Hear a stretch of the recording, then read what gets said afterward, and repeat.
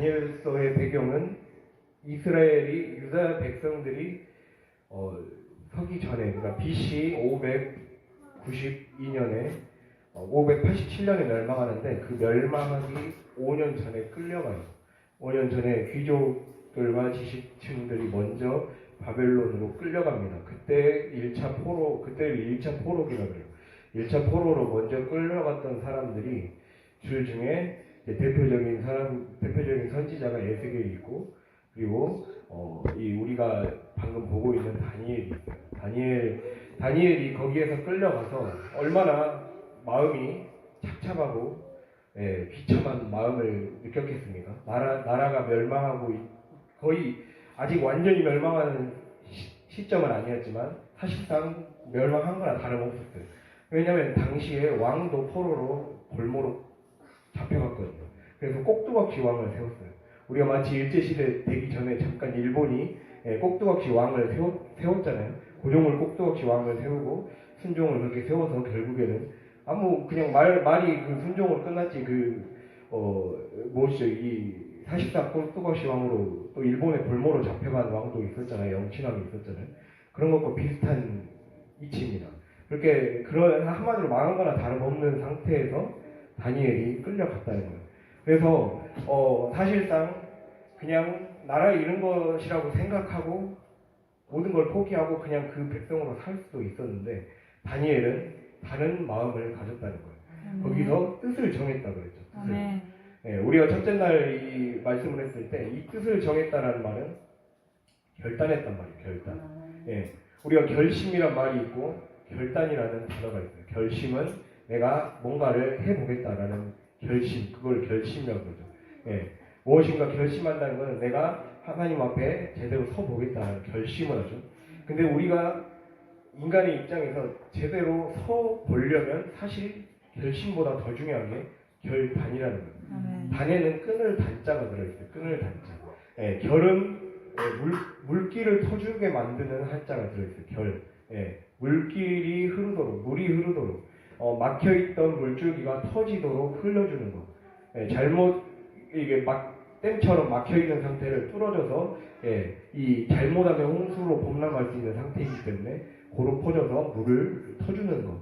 이거 비가 많이 오면 북한 같은 데서 물을 터줘야, 남한강이나 북한강으로 방류가 고르게 되면서 홍수의 위험을 방지해 주잖아요. 그런 것처럼 물길을 터주어야 우리의 삶에 영적인 홍수를 겪지 않고 우리의 삶이, 내 삶이, 그리고 가정과 직장과 사업장, 모든 공동체가 어려움을 겪지 않는다는 거죠. 그 물길을 터주는 것이 결단의 결에 해당하는 한자의 뜻입니다. 그리고 단이 시를 의미하는 한자가 실사자가 있어요. 실사자의 뒤에 도끼를 뜻하는 단어가 있거든요. 그 도끼로 실타래처럼 얽혀있는 것들을 끊어주는 거예요. 단자에는 시를 뜻하는 한자가, 똑같은 한자가 4개가 들어있어요. 그러니까 그만큼 여러 실타래처럼 묶여있는 문제들을 도끼로 찍어서 끊어내버린다는 거죠. 우리가 하나님 앞에 거룩하게 살려면 내 삶에 문제가 되는 것들을 확실하게 끊어주는 것이 뜻을 정하는 거예요. 그 뜻을 정하는 내용이 뭐라고 8절에 나와 있습니까? 왕의 음식과 그가 마시는 포도주로 더럽히지 않겠다. 내가 세상의 음식을 손대지 않겠다. 내가 이전에 옛사람의 언어를 말하지 않겠다. 옛사람의 습관에 돌아가지 않겠다. 그것이 내 삶을 얼마나 많이 허비하게 만들었고, 늦어지게 만들었고, 후회할 행동들을, 후회하고 한숨 쉴 시간들, 삶의 아픔으로 남고 트라우마로 남고 괴로움으로 남았던 시간들이 얼마나 많습니까? 그걸 괴로워하면서 또 하고 있잖아요. 우리는 또 무엇이죠? 개가 똥을 먹는, 저희 어렸을 때 키웠던 똥개가 있는데 똥을 진짜 먹더라고요. 똥개는 똥을 먹어서 똥개구나. 그 돼지는 또 무엇이죠? 자기가 토한 데를 다시 가서 그 좋다고 뒹굴고 있어요. 이해를 할 수가 없는 행동을 하죠. 그런 것처럼 우리도 똑같이 그러고 있어요. 이게 나쁜 건 줄 알면서도 또 습관이 그렇게 마치 고장난 어떤 기계처럼 행동을 하고 있다는 거죠. 그것을 끊어줄 수 있는 특단의 조치, 도끼로 마치 얼어붙은 마음들을 끊어내고 찍어낼 수 있는 그 용기가 그 결단이 우리에게 필요하다는 겁니다. 그렇게 살 때 우리의 삶에 구원이 찾아온다는 거죠. 진짜 구원이 맺게 되고 진짜 구원이 완성이 된다는 거예요. 여러분이 오해하지 말아야 될 게 구원은 내가 그냥 예수 믿습니다라고 입으로만 고백하는 것이 아니에요. 마음으로 믿고 입으로 시인하여 구원을 이룬다 했거든요. 예, 마음으로 믿는 것뿐만 아니라 그 마음으로 믿은 걸 입으로 시인한다는 것은 삶에서 입과 행동으로 그 구원을 증명해 보일 때 그것이 구원에 실제로 이르는 거예요. 구원에 이르는 구원은 완성해 가는 겁니다. 구원을 완성해 가는 거기 때문에 구원은 칭의와 성하거든요. 칭의. 주님이 그러니까 우리는 영적으로 봤을 때 다 죄수의 신분이에요. 뭔가 사형수나 무기징역이나 그러한 죄수의 신분에서 주님이 무엇이죠? 미결수에 있는 죄수가 재판을 받으면서 이 변호사 진짜 최고의 빽이 있는 변호사를 만난 거예요. 우리나라에서 가장 잘 나가는 변호사를 만난 거죠. 한마디로 그런 것과 똑같은 거죠. 제일 잘 나가는 변호사를 만나서 그 변호사만 만나면 그냥 사건이 쉽게 해결될 수가 있어. 아무리 큰 죄를 지었어도 풀려날 수 있는 정도의 변호사가 바로 우리 성령님이에요. 성령님이 변호사로 오신 거예요. 네, 그러니까 성령님을 의미하는 보혜사 성령이 보혜사가 변호사라는 뜻입니다. 네, 주님이 우리의 삶을 변호해 주셔서 나서 주셔서 우리를 무죄로 칭해 주셨다는 거예요. 무죄의 신분을 만들어 주셨어요. 무죄의 신분은 만들어졌지만 우리의 삶의 옛 모습은 내 기억 속에 남아 있고 내가 옛 습관 속에 남아 있기 때문에 그것을 끊어내는 결단을 해야 된다. 그래야 그것이 내 것이 되고 내가 실제로 누릴 수가 있다는 거죠. 그래서 제가 오늘 제목을 필요 충분 조건이라 했잖아요. 오늘 새벽에도 이 첫 번째 제목이었습니다. 똑같이 제목 그대로 했는데 필요 충분 조건. 고등학교 수학 1학년 때 배우는 내용이었던 걸로 기억하는데 집합과 명제라는 고등학교 수학 1학년 1학기 때 나왔던 과목인 것 같아요. 그 단원에서 필요 충분 조건이라는 게 있는데 필요 조건이 어떠한 사건이 발생하려면 필요 조건이 있습니다. 먼저 필요 조건은 어떠한 사건이 발생하려면 반드시 어떤 분량을 채워야 되는 충족시켜야 되는 조건이 있어야 된다는 거예요. 그리고 충분 조건은 어떠한 사건이 발생하는데 이것만 있어도 사건이 될 수 있는 조건. 그게 충분 조건이에요. 이걸 우리가 영적으로 적용해 볼 수 있다 했죠. 영적으로 적용해 본다면 예수 그리스도의 보혈. 예수 그리스도의 보혈과 우리가 이 칭의가 된 우리가 예수 그리스도의 피와 그리고 성령의 기름 부으심을 통해 우리는 거룩한 하나님의 자녀로 인정받고 하나님의 유업을 잇는 하나님 나라의 상속자가 될 수 있다는 거죠. 그런데 우리의 삶에 필요 충분 조건이 다 같이 돼야 돼요. 그러니까 이게 실제 내 것이 돼야 된다는 거예요. 이론으로만 남게 만들면 안 된다는 거죠. 그래서 필요 조건은 사건이 발생하기에 반드시 충족시켜야 되는 거예요. 그러니까 인간이 우리가 분리된 삶을 살아야 되고 결단을 해서 끊어내야 된다. 내가 도끼를 찍어내듯이 이전의 것들을 끊어내고 그래서 차단시키고 더 이상은 죄를 낳을 수 있는 언어와 습관과 행동과 행동 양식과 세상 사람들은 그것이 당연하다고 생각하지만 사실은 그것이 나를 죽이고 그것이 나를 영적 죽음으로 몰고 가는 것을 제대로 분별해서 끊어내는 것. 그게 바로 우리의 삶의 구원을 내 것으로 만들기 위한 복을 내 것으로 만들기 위한 필요 조건이라는 겁니다. 이 필요 충분 조건이 함께 될 때 우리의 삶에 무엇입니까? 하나님이 우리에게 은혜와 긍휼을 얻게 하신다는 거예요. 9절에 보면 하나님이 다니엘로 하여금 황관장에게 은혜와 긍휼을 얻게 하셨다. 내 삶에 결단을 해서 이 정말 구원을 얻기 위한 필요 충분 조건을 잘 구비가 되어 있을 때 주님이 내 삶에 결단을 보시고 받아주신다는 거죠. 삶에 사람들을 붙여주시고 상황을 열어주시고 환경을 열어주신다는 겁니다. 그렇게 될 때 은혜와 긍휼을 베풀게 해주셔서 그 맛을 이 영적인 삶을 사는 맛, 신앙의 맛을 보게 해준다는 거예요. 이 주님이 우리에게 광야 생활, 광야와 같은 이 생활, 우리가 이 다니엘이 바벨론이라는 이 황량한 환경에 끌려간 거. 그리고 이스라엘 백성이 그 모세 출애굽 시대 때 광야 생활을 하게 된 거는 어떻게 보면 우리는 영적인 광야 혹은 영적인 바벨론 포로 같은 그 환경에 다 놓여 있어요. 바벨론은 조금 더 겉보기에는 나은 환경일 수 있어요. 바벨론은 지구로 따지면 이스라엘 그 작은 광야 많고 사막 많은 가난한 나라에서 사실 부자 나라로 간 거예요. 그러니까 내가 바벨론에게 싸박싸박만 잘하고 그들의 문화에 동조만 한다고 치면 뭐 부유하게 살 수 있는 길은 사실 열려 있어요. 세상이 말하는 부유하게, 세상이 말하는 부유하게, 세상이 말하는 성공의 길은 바벨론이 하라는 대로만 따라하면 될 수는 있습니다. 그러나 무엇이죠? 그것이 내가 죽는지도 모르고 가는 길이잖아요. 결국에는 일시적인 것 뿐이잖아요. 그래서 우리들 각자에게는 이 완전히 황량한 그 영적인 광야에 처해 있거나 겉으로는 뭔가 부유한 것 같고 겉으로는 뭔가 이전보다 좀 형편이 경제적인 형편은 좋아진 것 같지만 영혼은 가난해. 영혼이 뭔가 병들어 있어. 그럴 수도 있어. 그런 삶에 각자는 그렇게 영적 광야 혹은 영적 바벨론에 다 처해 있단 말이에요. 그러한 삶에 있을 때 주님이 우리에게 요구하시는 것이 바로 더럽히지 아니하리라는 그 결단을 주님이 우리에게 그 입술의 고백과 그것을 사람들에게 선포하는 것을 굉장히 기다리고 계신다라는 사실입니다. 그래서 오늘 그 새벽에 말씀드렸듯이 한 번 더 찾아보겠습니다. 고린도후서 13장 5절.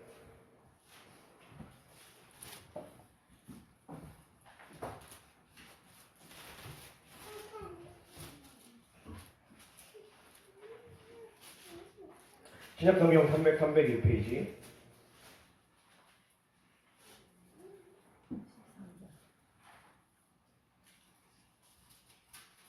13장 5절.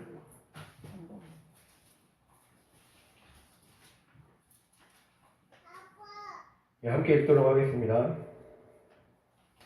너희는 믿음 안에 있는가? 너희 자신을 시험하고 너희 자신을 확증하라. 예수 그리스도께서 너희 안에 계신 줄을 너희가 스스로 알지 못하느냐. 그렇지 않으면 너희는 버림받은 자니라. 아멘. 너희 자신을 시험하고 너희 자신을 확증하라. 여기서 확증하라는 말이 중요해요. 확증하라는 것은 도키맞죠. 자격시험을 통과하는 것을 도키맞죠라고 해요. 확증하라. 그러니까 내가 무엇인가를 테스트해봐서 테스트를 통과해서 너는 진짜 자격이 있는 사람이라는 것을 통과해보아. 우리 그리스도인에게 다 특대로 주셨다는 거예요. 그리스도인에게 다 주신 거예요. 그래서 다니엘은 신앙은 그렇게 산다는 걸 알았던 사람이에요. 우리가 아까 성경 읽었잖아요. 다니엘을 읽었을 때 다니엘이 그 바벨론에 가서 그냥 바벨론에 동화되는 길을 선택하지 않고 바벨론 사람들이 먹는 음식과 그들이 하는 말, 그들이 하는 문화, 그들이 하는 우상적인 어떤 가치관, 하나님이 좋아하지 않는 거잖아요. 그런 거를 그냥 적당히 타협하며 살지 않고 열흘 동안 시험해 보아라. 내가 하나님이 좋아하는 것을 했을 때 어떻게 변할 것을 내가 시험해 보라는 거예요. 바울도 그렇게 얘기하고 있잖아요. 고린도후서를 통해 너희가 믿음 안에 있는 것을 시험해 보라는 거예요. 우리의 믿음을 모험의 테스트를 하라는 거예요. 믿음의 모험의 테스트. 신앙의 길은 그래서 밤을 통과해야 돼요. 두 가지 밤을 통과해야 돼요. 내 감정과 내 이성, 내 감성과 내 이성을 죽이는 두 가지 밤을 통과해야 됩니다. 내 감성, 자꾸 내 감정대로 살려는 거. 감정과 충동이 오는 대로. 세상 문화가 우리에게 얼마나 자극을 많이 합니까? 충동적으로 살라고. 아프면 세상적인 방식을 택하라고. 뭔가 돈이 부족할 때는 세상적인 방식을 택하라고. 자꾸 이전의 습관과 이전의 충동과 이전의 감정대로 살아갔던 삶의 방식. 그것을 자꾸 하라고 부추기고 있어요. 그것대로 살면 죽는다는 거예요. 그런데 그것대로 사는 삶을 죽여야 태워야 돼요. 그러니까 우리가 성전 앞에 성전으로 깊숙이 들어가야 되죠. 성막을 생각해보면 성막에 들어가기 전에 뜰에 번제단이 있어요. 번제단에 우리의 그 감정, 충동, 내 감각대로 그냥 세상 사람들이 생각하는 그 경험대로 그냥 살려는 마음. 그거를 태워서 성령의 불로 태우는 시간들을 가져야 됩니다.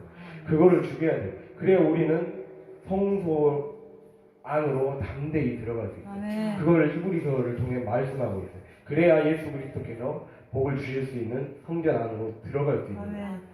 그리고 무엇입니까? 그 다음에 감각의 그 밤을 통과해야 돼요. 감각의 밤. 감각을 죽이는 그 밤과 같은 시간을 통과해야 된다고. 내가 볼 때는 밤이지만 하나님이 볼 때는 빛인 거예요. 내가 밤이 되어야 하나님이 빛을 비춰주실 수 있기 때문에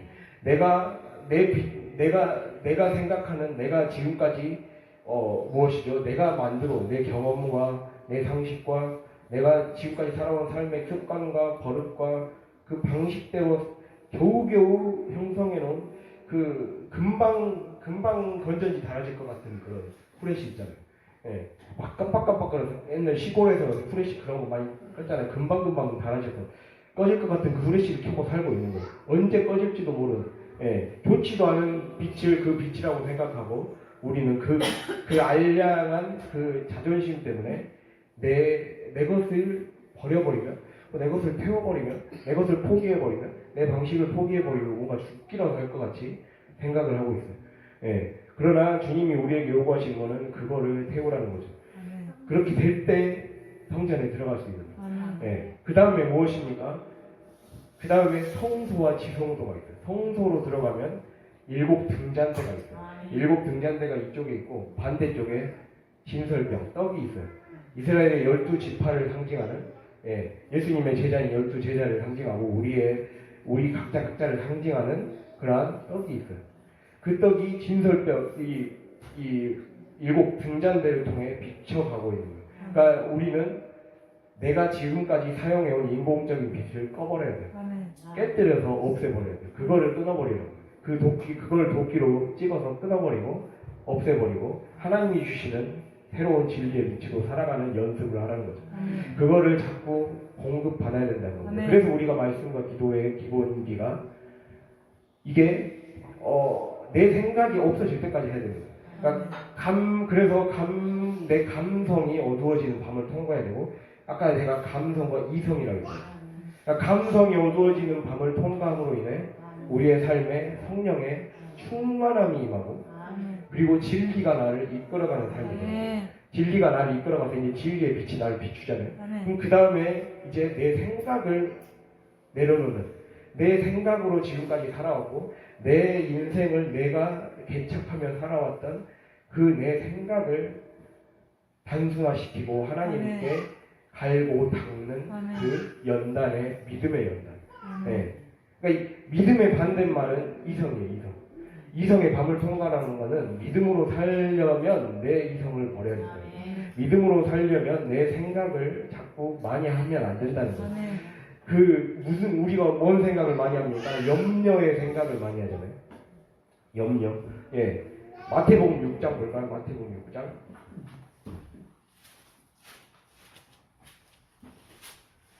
많은 생각이 있지만 그 중에 하나의 대표적인 우리가 자주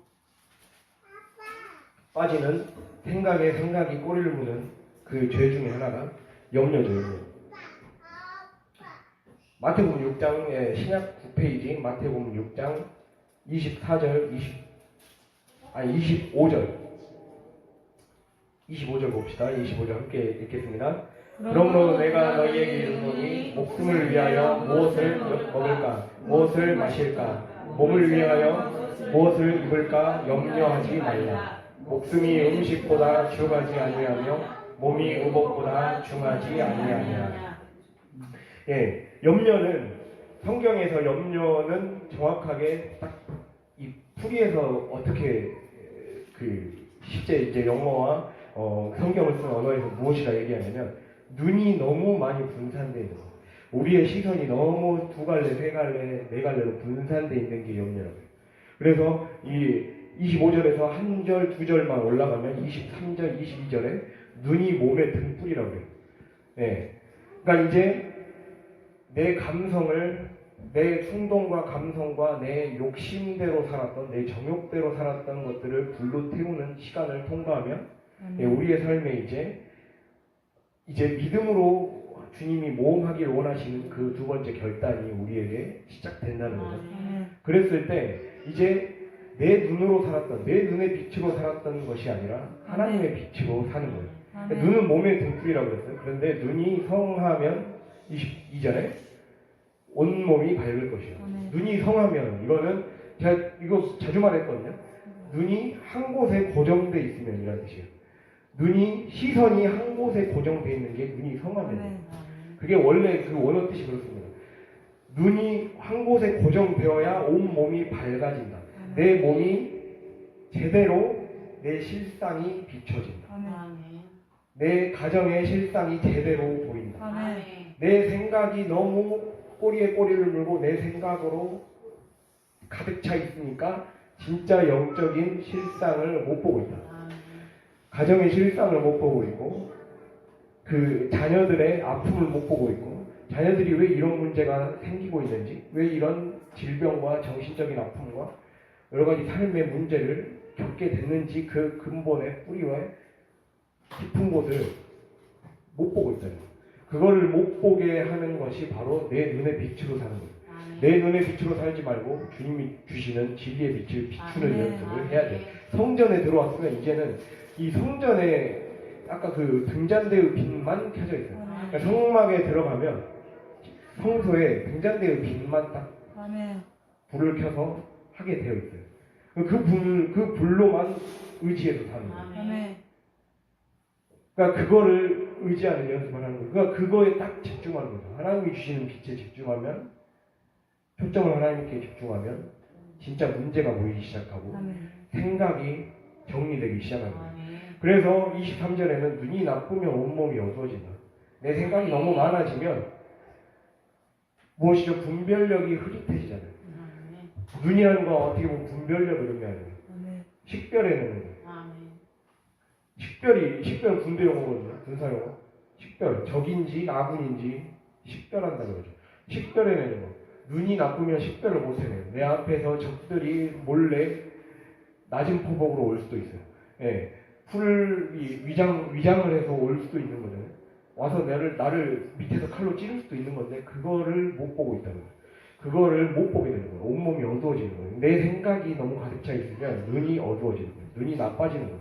그러니까 그 생각을 자꾸 내 생각이 많아지고, 그래서 염려가 많아져서 그 염려의 말이 불평으로 튀어나오고, 원망으로 튀어나오고, 걱정과 한숨의 말로 튀어나오고, 이미 일어나지도 않을 일을 일어날 것처럼 괜히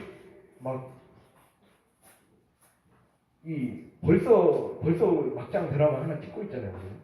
우리의 삶에 일어나지도 않을 일을 괜히 생각을 많이 해서 막장 드라마 찍음으로써 하나님이 이 사건, 이 현상, 이 소재를 삶에 던져주신 진짜 목적을 못 보는 거죠.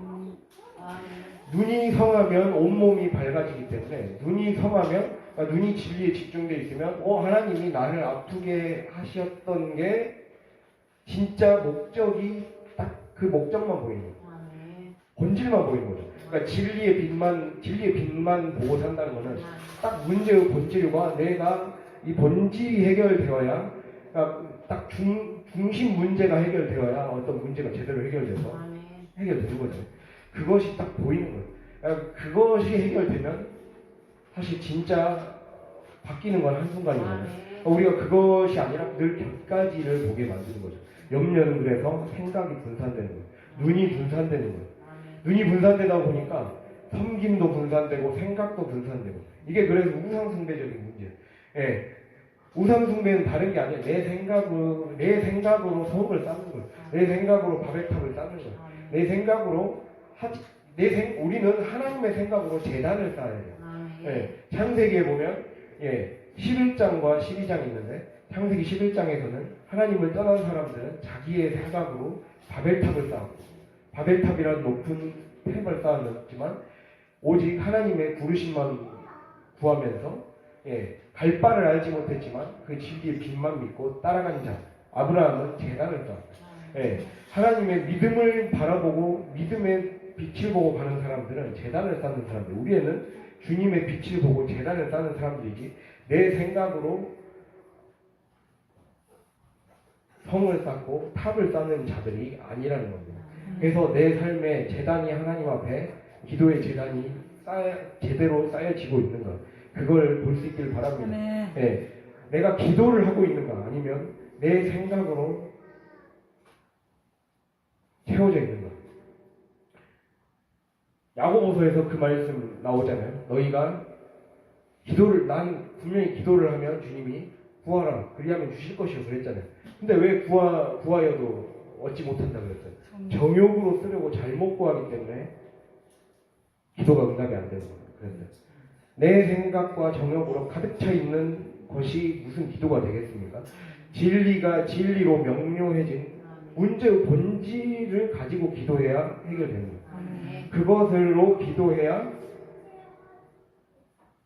진짜 삶의 문제를 이제 무엇이죠? 이제 삶에 이제 주도권을 이 경기의 주도권을 우리 쪽으로 끌어올 수 있는 거죠. 이 적팀과 만약 경기를 한다 했을 때, 운동 경기를 한다 했을 때 점수를 우리 쪽으로 따올 수 있는 방법은 그 진리의 빛을 집중해서 그 문제를 가지고 기도하는 거예요. 내 정욕과 내가 진짜 내가 왜 그거를 자꾸 기도하게 되는가를 진짜 문제를 봐야 돼요. 내가 왜 자꾸 이 기도를 뭐 이거 주라 저거 주라 하고 있는데 내가 무엇인가 목마르기 때문에 그래요. 내가 무엇인가 배고프기 때문에 그래요. 근데 그 배고픔이 진짜 이것이 된다고 해결될까를 먼저 생각하고, 하나님이 진짜 이 기도를 원하실까? 그걸 생각하고 생각이 명료해지면, 주님이 허락하시면 그때 그 기도가 응답하기 시작하고 기도가 더 발전하기 시작한다는 거죠. 기도가 헛바퀴를 돌지 않는다는 거죠. 그래서 우리는 이 한 예로 들었을 때 그 영역, 믿음의 그 단계를 통과할 수 있는 겁니다. 그렇게 될 때 성소에서 그렇게 내 생각이 하나님께 드려지고 늘 진리에 비추고만 살아가는 연습을 하다 보면 이제 지성소로 들어가게 됩니다. 지성소에는 완전히 깜깜한 어둠이에요. 이제 빛도 없어요. 빛도 없는데 오로지 언약궤의 만나와 매출하기, 10계명이 들어있는 돌판만 들어있어요. 말씀, 그리고 주님이 말씀을 통해서 공급해 주시는, 삶에서 공급해 주시는 만나 매출하기로 사는 것, 그리고 아론의 지팡이, 쌍난 지팡이, 예수님의 십자가를 상징하는 아론의 쌍난 지팡이, 그렇게 무엇이죠? 우리는 십자가와 말씀, 그리고 그 말씀으로 붙잡고 기도하면서 주님이 그때그때 공급해 주시는 일용할 양식이 사실 나를 키워주는 거고, 그걸 깨닫고 영이 하나님 앞에 이끌려지는 삶이 되는 거예요. 그래서 무엇이죠? 성전에 들어가기 전에 바깥뜰이 있고 지성소가 있어요. 바깥뜰에서 내 욕망과 내 정욕과 이전의 삶에 늘 욕심과 세상 사람들이 살았던 방식대로 사는 걸 태워버리는 거예요. 감각의 밤을 통과하는 거예요. 그리고 내 이성을 죽임으로써 믿음을 모험을 해보는 거예요. 자꾸 진리의 빛으로 나를 들여보고 믿음의 기도를 하는 시간을 갖는 거예요.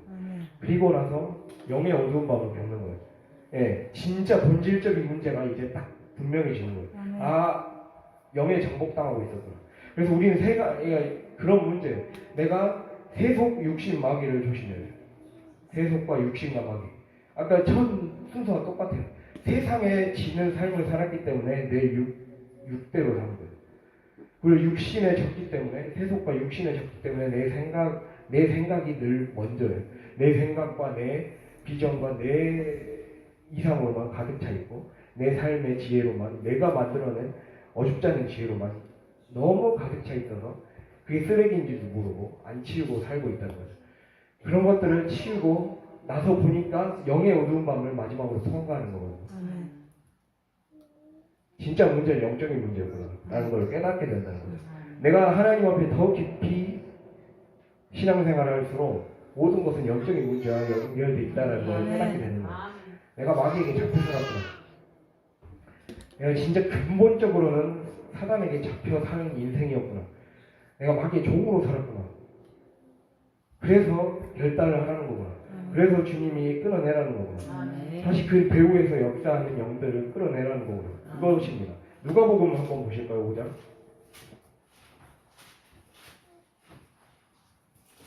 누가복음 5장 95쪽에 있습니다.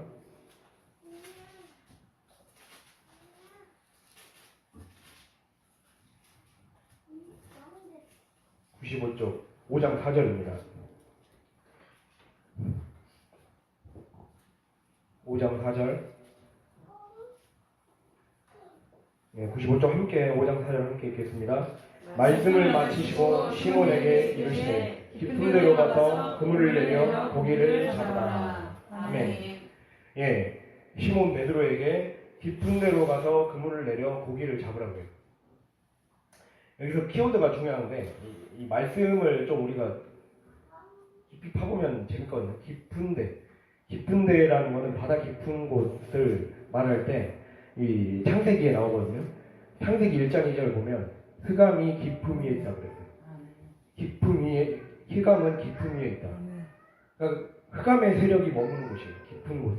그걸 상징할 수 있습니다. 예. 깊은 데로 가서 그물을 내려 고기를 잡으라 그랬어요.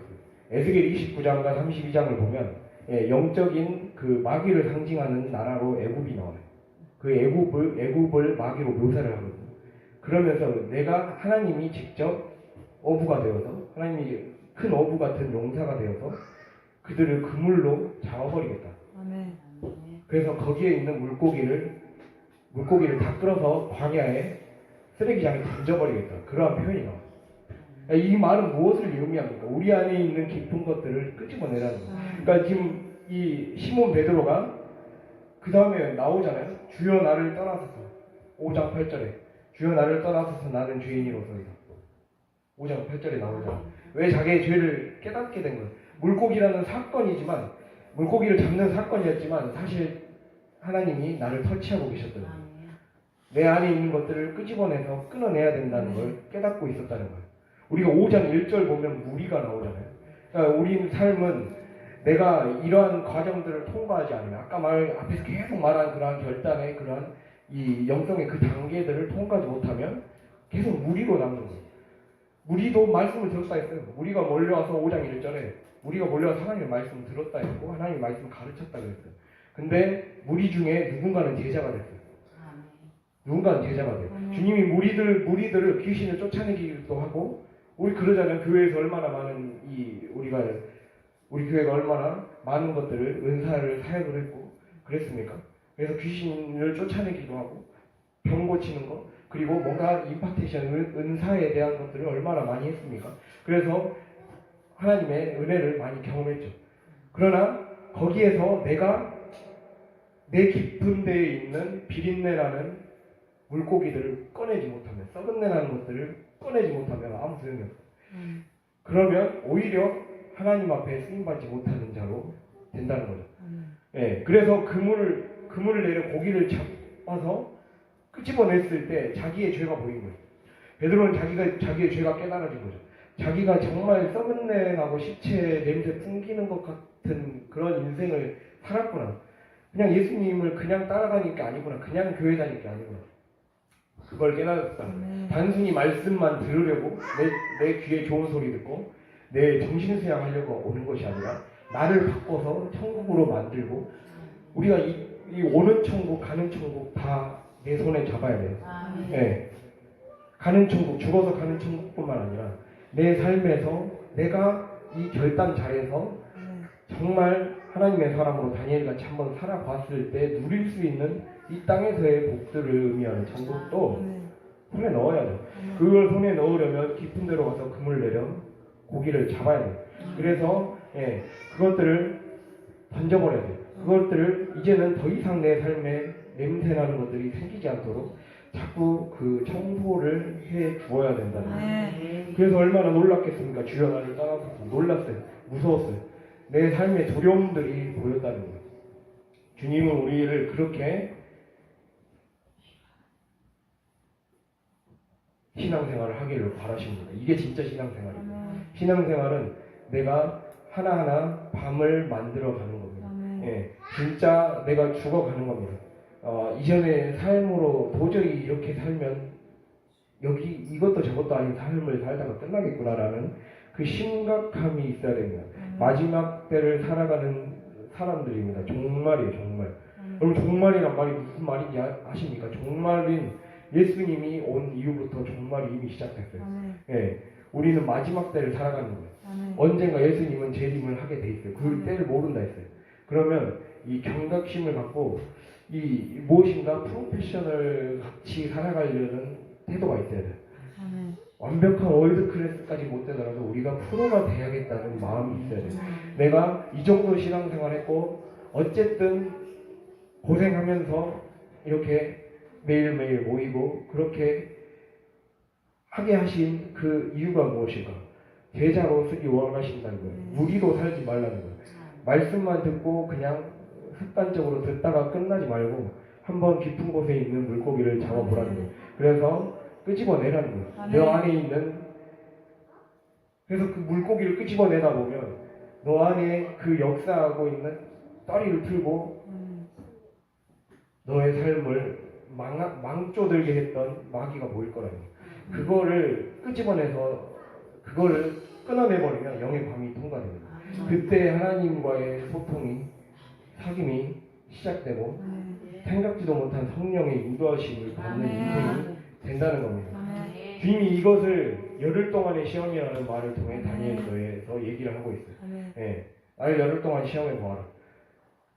나를 완전한 하나님의 사람으로 우리 자신이 각자가 만들어지기 위해 그 테스트를 통과해서 자격 테스트를 통과해 보아라. 주님이 우리 각자에게 말씀하고 있다는 거예요. 예, 그래서 주님은 우리의 삶에 환경이라는 상황이라는 옥에 갇혀서 뭔가 두려움을 느끼게 하고 답답함과 불안 가운데 살게 하는 마귀의 시험을 그대로 두고만 보고 있지 말라고 주님이 말씀하신다는 거예요. 예, 인내의 열매를 먹고 오래 참음의 열매를 맺고 그러한 성령의 열매를 맺는 무엇인가의 삶을 결단하라고 주님이 말씀하고 있습니다. 예, 그렇게 우리의 삶이 이렇게 될 때 진정한 부활의 인생을 살 수 있잖아요. 그러면 우리가 실제적으로 이렇게 내 삶의 구원을 손에 놓고 이 무엇이죠? 하나님과 동행하는 목을 이끌어내는 삶을 살기 위해 어떠한 삶의 테스트를 구체적으로 해야겠는가? 그냥 그거를 크게 두 가지로 생각해 보면 옷이라는, 첫 번째는 옷이라는 키워드로 볼 수가 있거든요. 민수기 15장 보세요. 민수기 15장. 옷 하면 정욕의 옷을 입지 말고 그리스도의 옷을 입으라는 거죠. 민수기 15장입니다. 민수기 15장. 네, 첫 번째 뭐라고요? 옷, 그리스도의 옷을 입어라. 네, 그리스도의 옷을 입어라.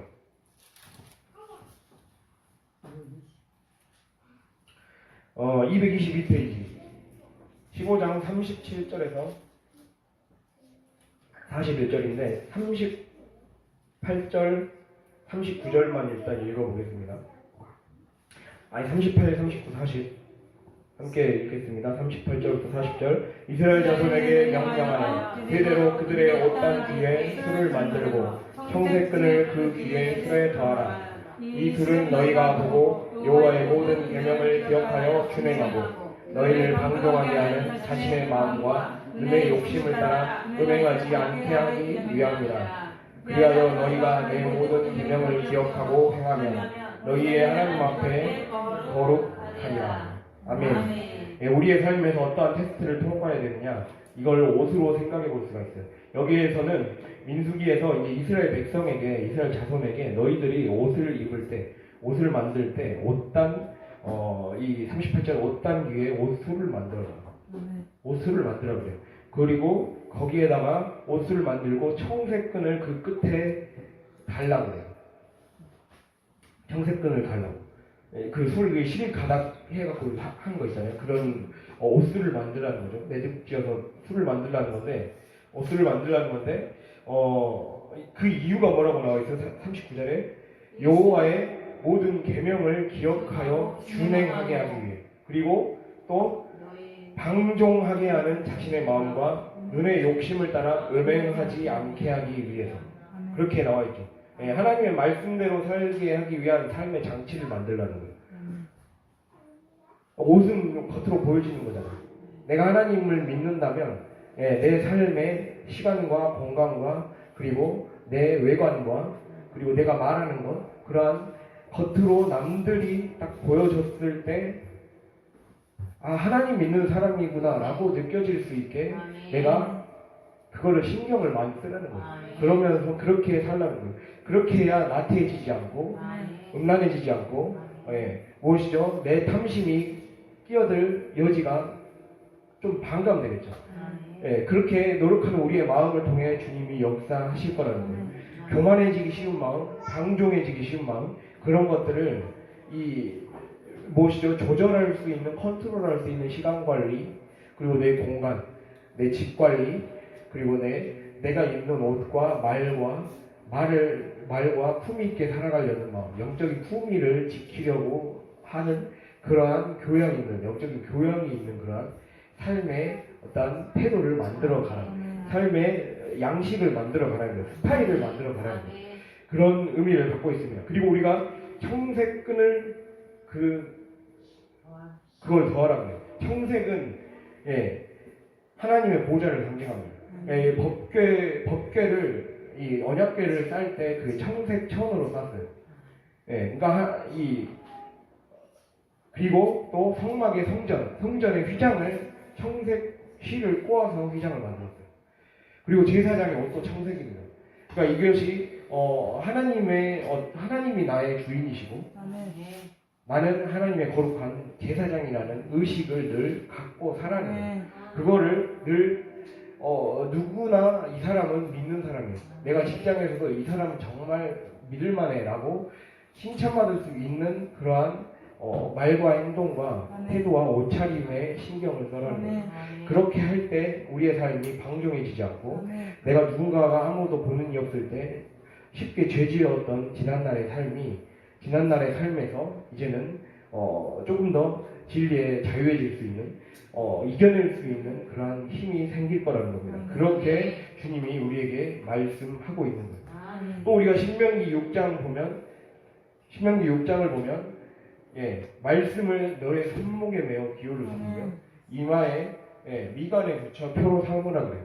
그러니까 말씀을 이쯤에 딱 묶었거든요. 유대인들 실제로 이걸 말씀을 그대로 해석해서 여기에 성구가 든 이 판을 딱 묶어서 끈으로 묶어서 이 성구가 든 작은 상자를 만들어서 이 눈앞에 말씀이 보이도록 말씀 요절 카드 같은 거를 지금도 보면서 살아요.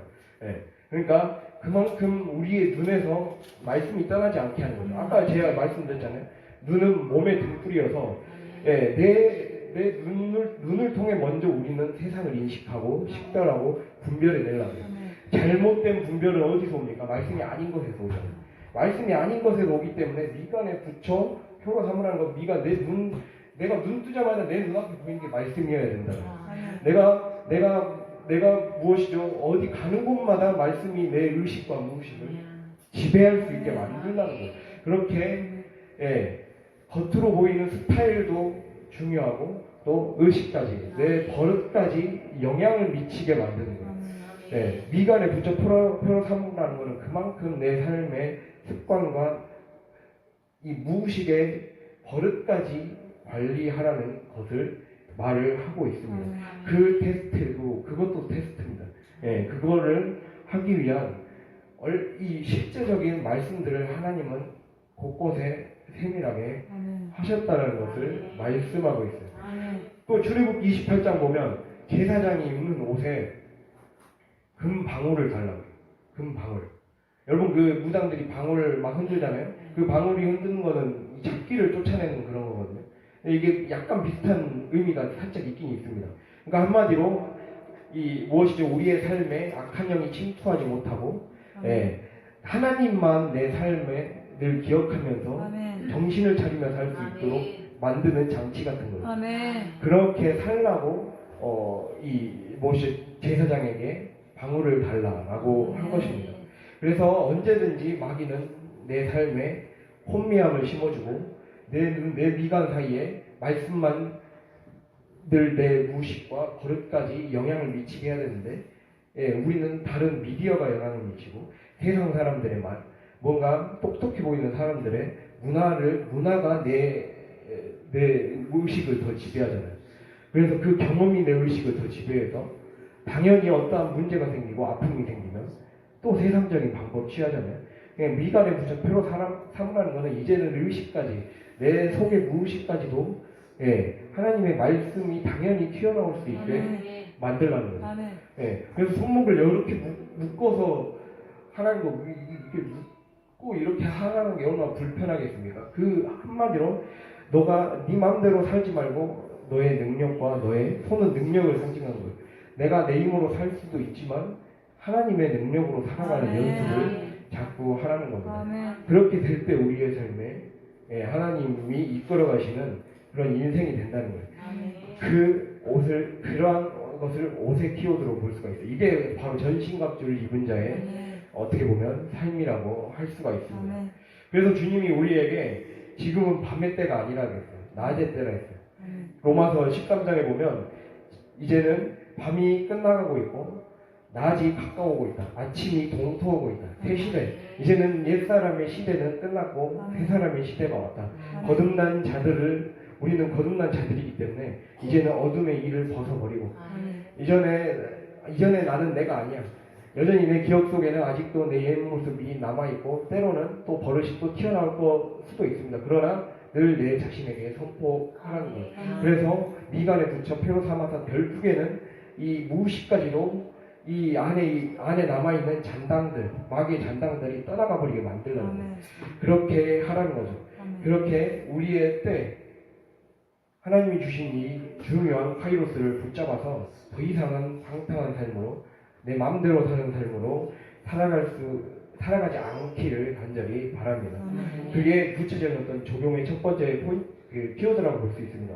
그리스도의 옷을 입기 위해 우리가 외적인 스타일과, 예, 내가 내 의식과 무의식까지 지배할 수 있도록 내 능력을 하나님께 복종시키기 위해 나는 시간 관리 어떻게 하고 내 몸과 말과 행동, 예, 좀만 틈나면 눕고 싶어하고 나태해지기 쉬운 내 마음을 어떻게 또 묶어버릴 것인가, 그거를 이 좋은 의미에서, 영적인 좋은 의미에서 묶어버릴 것인가, 그러한 것들을 잘 생각하며 여러분의 삶에 구체적으로 적용할 수 있기를 간절히 바랍니다. 그리고 마지막으로 실천 방안으로 마지막 키워드가 언어입니다. 언어가 바뀌어야 된다는 거예요. 예. 마귀는 우리의 삶에 하나님은 이제 바울 서신을 통해 에베소서에서 이렇게 말하고 있습니다. 세월을 아끼라, 때가 악하니라. 예. 그래서 주의 뜻이 무엇인가를 분별하고 이제는 술 취하지 말아야 된다. 술 취하지 말아라. 이는 방탕한 것이니 오직 성령으로 충만함을 받으라고 했어요. 성령이 충만하지 못한 것의 반대가 세상의 술에 취하는 거예요. 예. 세상 사람들이 주는, 마귀가 주는, 예, 하나님이 주는 만나 매출하게 먹는 것이 아니라 세상이 주는 술과 세상이 주는 포도주, 아까 여기 무엇이죠? 우리가 다니엘서에서 본 것처럼 왕이 주는 음식, 왕이 주는 포도주, 그런 것이 아니라 세상이 주는 음식, 세상이 주는 술, 그것에 나를 방탕하게 만들고, 예, 자신을 지켜내지 못하는 그런 바보 같은 행동이 아니라 성령으로 내 믿음의 분량을 채우라는 거죠. 성령 충만을 이 문자 그대로 해석을 하면 성령으로 내 안에 있는 믿음의 그릇들을 충만하게 채워가라, 이런 뜻을 갖고 있어요. 믿음의 그릇을 내 성령으로만 채워가라. 내 안에 내면의 그릇을 성령으로만 채워가라는 거예요. 예, 다른 것은 담지 말라는 거예요. 내 안에 그릇을 이제는 내가 불을 태워주고 삶에서 이끌어 주었고 비워 주었으니 이제는 거기에 성령으로만 가득 채우라는 거죠. 그래서 우리는 세상 술에 취하면 안 됩니다. 예, 세상의 것에 취하면, 예, 잠언 23장을 보면 무슨 말씀이 나와 있냐면 술 취하는 거에 대해서 나와 있어요. 술 취하면, 예, 왜 우리의 삶에 재앙이 생기고 우리의 삶에 근심이 생기고 분쟁이 생기고 원망과 불평 그리고 상처를 받고 삶에 눈물이 생기느냐? 술 때문에 그렇다. 이 말이 나옵니다. 그러면서, 예, 술은 우리를 뱀같이 쏴버리고 뱀같이 물어버리고 독사같이 덥석 물어서 우리를 놓지 않을 것이다. 이렇게 말을 하고 있어요. 이스라엘 백성이 그랬잖아요. 이스라엘 백성이 하나님이 주시는 음식을 하찮다고 여겼다 했어요. 지금 어차피 민수기 15장 보셨으니까 그럼 좀만 뒤로 넘어서 민수기 21장 보실까요? 21장.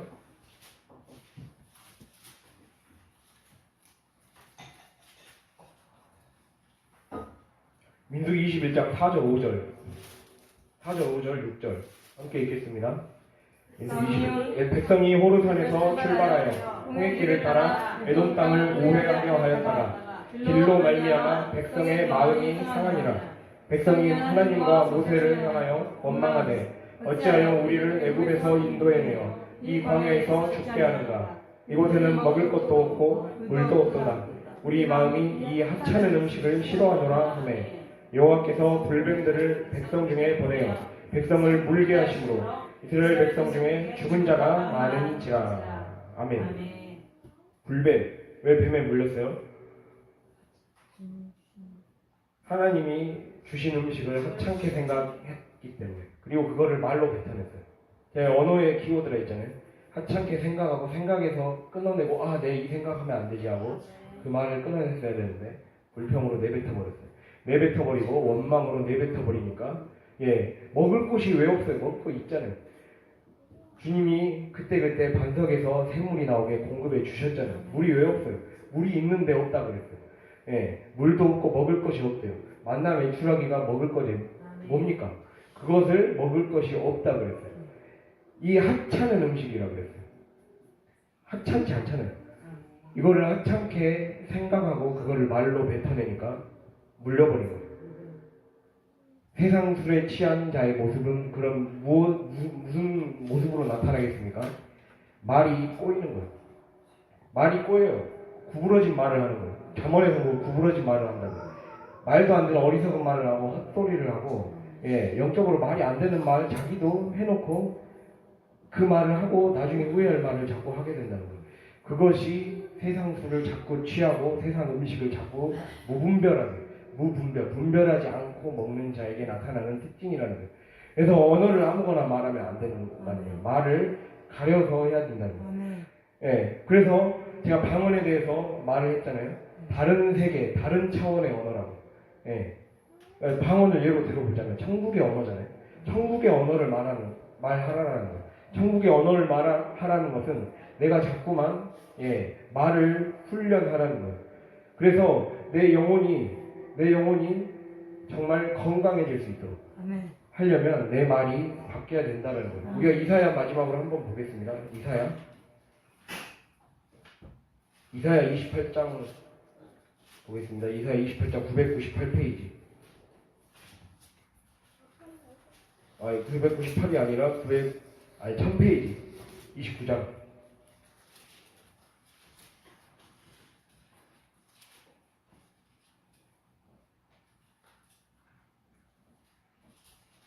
(29장) 9절 10절입니다.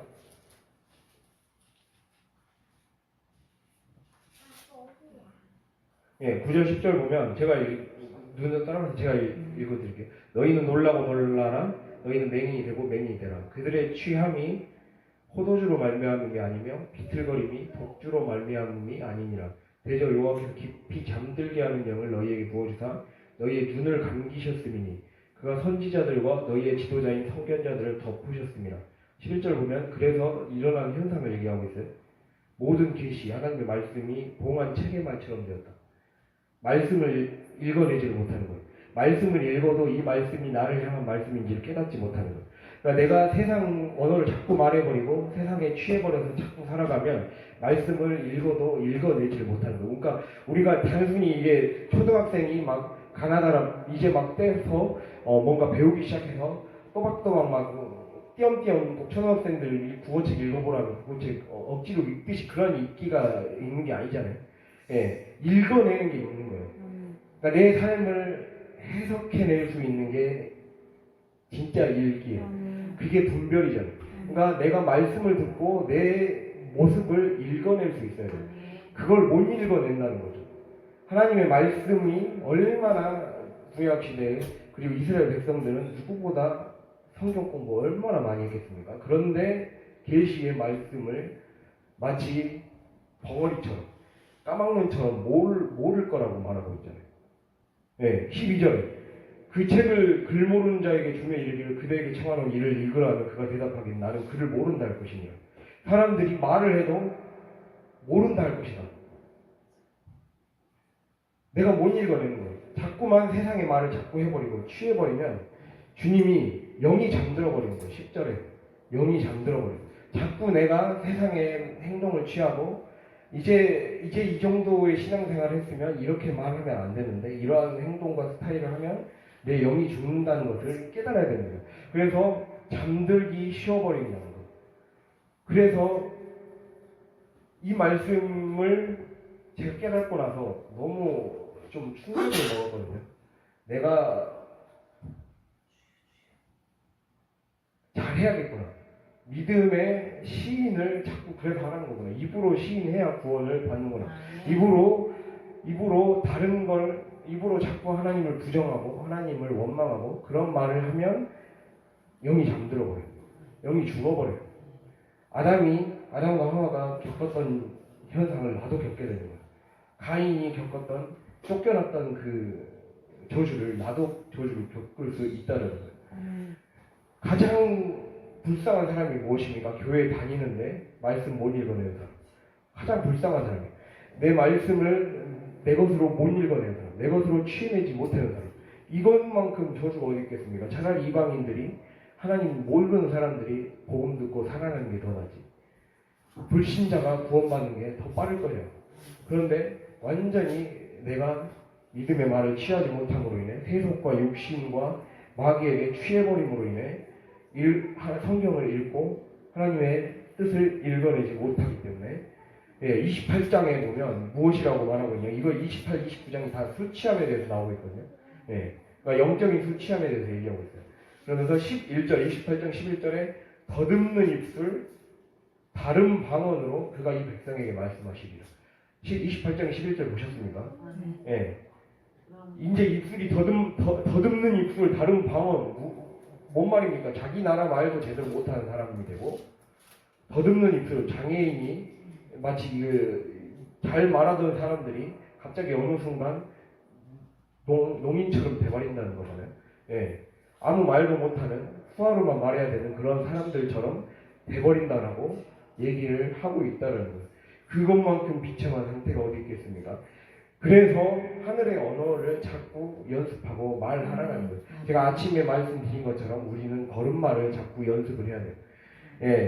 새 사람으로 다시 거듭난 사람들이기 때문에 어린아이 상태로 너무 많이 약간 오래 머물러 버리는 상태가 돼버렸어요.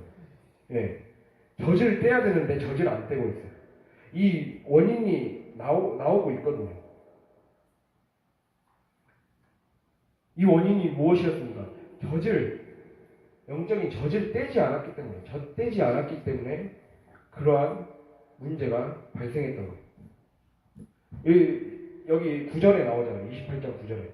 그가 누구에게 지식을 가르치며 누구에게 도를 전하여 깨닫게 하려는가. 28장 9절에 젖떨어져 품을 떠난 자들에게 하려는가. 이게 무슨 말씀을 하는 겁니까? 말씀을 그렇게 지식적으로 많이 배우고 접했던 사람들이었어요. 이스라엘 백성들이. 왜 멸망했습니까? 그들이 자기가 컸다고 착각한 거예요. 자기가 머리만 커졌지 사실 실제로는 영적으로 완전히 어린아이인지도 모르고 나는 이 정도면 저 뗄 때가 됐어라고 생각하고 그냥 지들 마음대로 사버려버린 거야. 나 어른이야 라고 생각하고 그러니까 주님이 그들을 더듬게 할 것이고 다른 방언으로 말하게 해서 말도 못 알아먹고 서로 간에 흩어져 버리는 일들이 물질이 흩어져 버리고 관계가 흩어져 버리는 일들이 발생하게 할 것이다. 그 말을 그 경고를 하고 있는 거예요. 그래서 우리에게 이 말씀을 꼭 깨달을 수 있기를 바랍니다. 세상이 주는 술에 취하지 말라는 거예요. 그러면 말이 꼬여요. 술 취한 사람들 말이 꼬이잖아요. 더듬잖아요. 헛소리를 안 말하잖아요. 세상 술에 취한 자처럼 말하며 살지 말라는 겁니다. 그래서 우리는 말 언어를 회복해야 됩니다. 이거를 위한 훈련들을 늘 의식을 하면서 살아가야 됩니다. 의식을 하면서.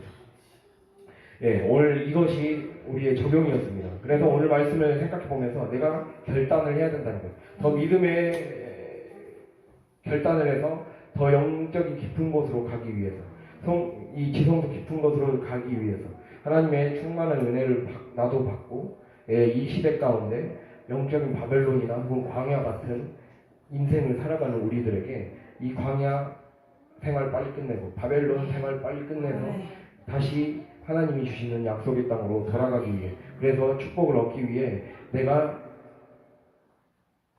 잃어버렸던 언어를 회복해서 다시 내 것으로 빨리 어른이 돼야 됩니다. 우리가 어른이 되는 것에 우리가 신경을 쓰면서 내 옷과 그리스도로 옷 입고, 그리고 영적인 비밀을 하는 하늘의 언어를 말하며 살아가는 저와 여러분이 될 수 있기를 바랍니다.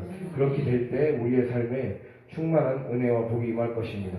그렇게 될 때 필요 충분 조건, 이 제목처럼 충분하게 우리에게 은혜를 더하시고 복의 복을 더해 주는 인생이 되고 사업장이 되고 교회가 되고